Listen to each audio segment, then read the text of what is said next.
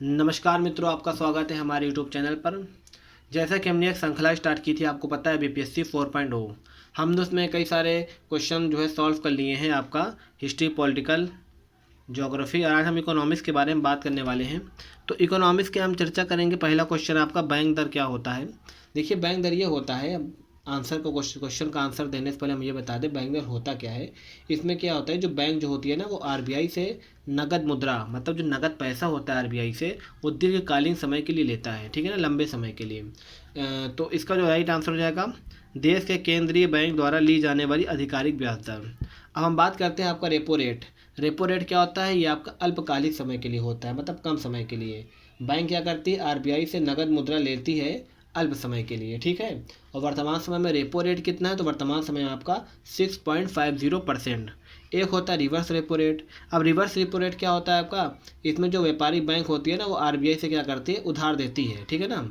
इसमें आरबीआई क्या करेगी, उधार देगी, रिवर्स मतलब वापिस। समझ में आ रहा है आपको। और ये वर्तमान समय में कितना, 3.35% है। आपको ये याद रखना है वर्तमान समय में कितना है, ठीक है। तो आगे बात करते हैं आपका 100 रुपये का नोट किसके द्वारा हस्तांतरित होता है, तो भैया आपको आरबीआई के गवर्नर के द्वारा, आपको ये भी याद रखना है। अगला पूछा, निम्नलिखित में से कौन सा सार्वजनिक क्षेत्र का उपक्रम संसद के तहत एक विशेष कानून पारित करके स्थापित किया गया है। तो मतलब संसद के तहत कानून के द्वारा किया गया, तो आपका वैधानिक नियम। क्यों, क्योंकि वैधानिक मतलब होता है कि आपका जो विधि के अनुसार बना हो, ठीक है। बात करते हैं 1969 में कितने प्रमुख निजी बैंकों का राष्ट्रीयकरण किया गया था। देखिए, कई सारे बैंकों का राष्ट्रीयकरण होता है। कब, 1969 में। कितने बैंक थे भैया, आपका सी नंबर 114, सॉरी 14 नंबर का जो बैंक होता है ना, 14 बैंक, इनका राष्ट्रीयकरण कर दिया जाता है। आगे बात करने वाले हैं 115 नंबर का क्वेश्चन। क्या कह रहा है कि वर्ष 2021-22 के लिए, आप इसको छोड़ दीजिए क्योंकि ये करंट अफेयर आपका 21-22 आपसे पूछा जाएगा 23-24 के लिए, तो इसको आप स्किप करिए।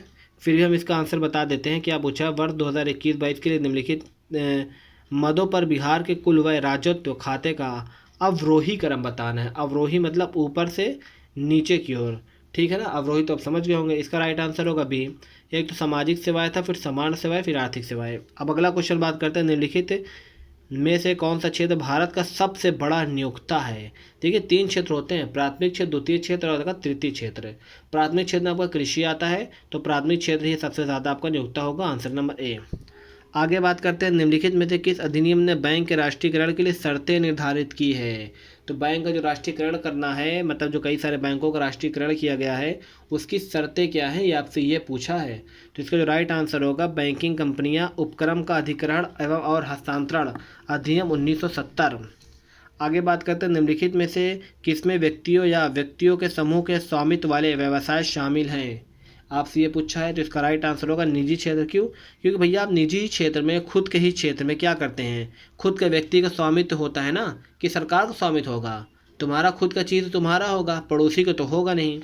बात करते हैं आपका, ये छोड़ दीजिए आपका, क्योंकि आपको 2017-18 से 21-22 पूछा है। आगे बात करते हैं आपका डैश द्वारा जारी विश्व विकास रिपोर्ट में। देखिए, विश्व विकास रिपोर्ट किसके द्वारा जारी, डैश द्वारा। आगे बताते हैं, प्रति व्यक्ति आय मानदंड का उपयोग देशों को वर्गीकृत करने में किया गया है। सीधा सीधा पूछ रहा है कि जो विकास रिपोर्ट है ना, विश्व विकास रिपोर्ट कौन जारी करता है, तो विश्व बैंक जारी करता है। आपको बहुत इजी हाइलाइटर सा क्वेश्चन है आपका। आज़ादी के बाद से लेकर अब तक भारत में इनमें से कौन सा सबसे बड़ा सुधार हुआ है। तो आज़ादी से लेकर अब तक जो है भारत में किस चीज़ में सबसे ज़्यादा सुधार हुआ है, वो आपका वस्तु एवं सेवा कर में सबसे ज़्यादा सुधार हुआ है, आपको याद रखना है। डैश में आरबीआई का राष्ट्रीयकरण हुआ। देखिए, राष्ट्रीयकरण की बात कर रहे थे और आपका राष्ट्रीयकरण आ भी गया है, तो इसका राइट आंसर होगा आपका शायद 1 जनवरी 1949 को होता है, ठीक है। आपको ये बात याद रख लेना है। और इसकी स्थापना कब होती है, 1935 के अधिनियम के तहत इसकी स्थापना, नहीं 1934 का अधिनियम था और 1935 के एक्ट के तहत इसकी स्थापना हो जाती है। अब बात करते हैं, जिस दर पर आरबीआई बैंकों को ऋण देती है। देखा, अभी हमने आपको पहले क्वेश्चन में समझाया था कि जिस दर पर आरबीआई बैंकों को ऋण देती है ना, उसे कहा जाता है। अब देखिए, सीधा पूछे, पहला ऑप्शन है रेपो रेट, है ना। आपका दूसरा आपका कैश रिजर्व रेट, आपका ये तो हमने क्या बताया, रेपो रेट। रेपो रेट क्या होता है आपका, ये आपका अल्पकालिक होता है, ठीक है। अब अगला बात करते हैं आपका न्यूनतम समर्थन मूल्य, एमएसपी शब्द जिस शब्द के बारे में अक्सर समाचार में सुना जाता है, निम्नलिखित में से किससे संबंधित है। अब देखिए, एमएसपी किससे संबंधित है? आपका कृषि एवं किसान कल्याण से। सरकार जो करती है ना, आपका धन अपना आपका जो फसल होती है उसको खरीदती है तो आपको एमएसपी देती है, एक रेट देती है, ठीक है ना, उसी को एमएसपी कहा जाता है। अब आगे बात करते हैं, फेमा का पूर्ण रूप क्या है? मतलब फेमा का फुल फॉर्म पूछा है। इसका आपका फॉरेन एक्सचेंज मैनेजमेंट एक्ट, कहाँ गया, ये रहा, फॉरेन एक्सचेंज मैनेजमेंट एक्ट इसका फुल फॉर्म होता है। आज का 126 नंबर का क्वेश्चन है, भारत में आर्थिक सुधार है। आपको पता है 1991 में भारत में आर्थिक सुधार हुआ था। प्रधानमंत्री कौन था? सीधा सा बताना है आपको, जिस समय भारत का आर्थिक सुधार हो था उस समय भारत का प्रधानमंत्री कौन था? तो उस समय आपका पीवी नरसिंह राव थे, ठीक है। आज का अगला क्वेश्चन है, भारतीय अर्थव्यवस्था के संदर्भ में निम्नलिखित में से कौन सा माध्यमिक क्षेत्र के अंतर्गत आता है? हमने बताया आपको 3 क्षेत्र आते हैं, प्राथमिक, माध्यमिक और आपका तृतीय क्षेत्र, ठीक है ना। अब पूछा आपका कौन सा क्षेत्र पूछा है? माध्यमिक क्षेत्र के अंतर्गत आता है। तो आपका बैंकिंग नहीं, बैंकिंग तो आएगा नहीं, क्यों? क्योंकि बैंकिंग थर्ड में आएगा ना। स्वास्थ्य भी नहीं आएगा, उद्योग आता है, तो आपको याद है ना, उद्योग आता है, ठीक है ना। प्राथमिक में कृषि वगैरह आ जाती है। आरबीआई के विदेशी मुद्रा भंडार मतलब FIR में निम्नलिखित में से कौन से शामिल हैं? तो आपसे ये पूछा है, तो इसका जो राइट आंसर आपका हो जाएगा, इसमें से कई सारे होंगे, ठीक है ना। तो मतलब आई थिंक सभी हो जाएंगे इसमें, सोना, विशेष आरक्षण, CDR आरक्षित के साथ। इसमें जो आपका राइट आंसर हो जाएगा, आपका चारों आंसर इसके सही हो जाएंगे।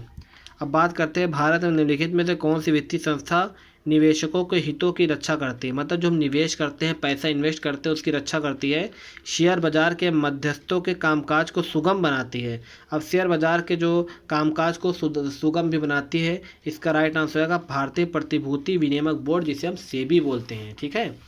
आज का 130 नंबर का क्वेश्चन है, जो आज का हमारा आखिरी क्वेश्चन होगा, ठीक है। नाबार्ड में भारत सरकार का हिस्सा कितना है?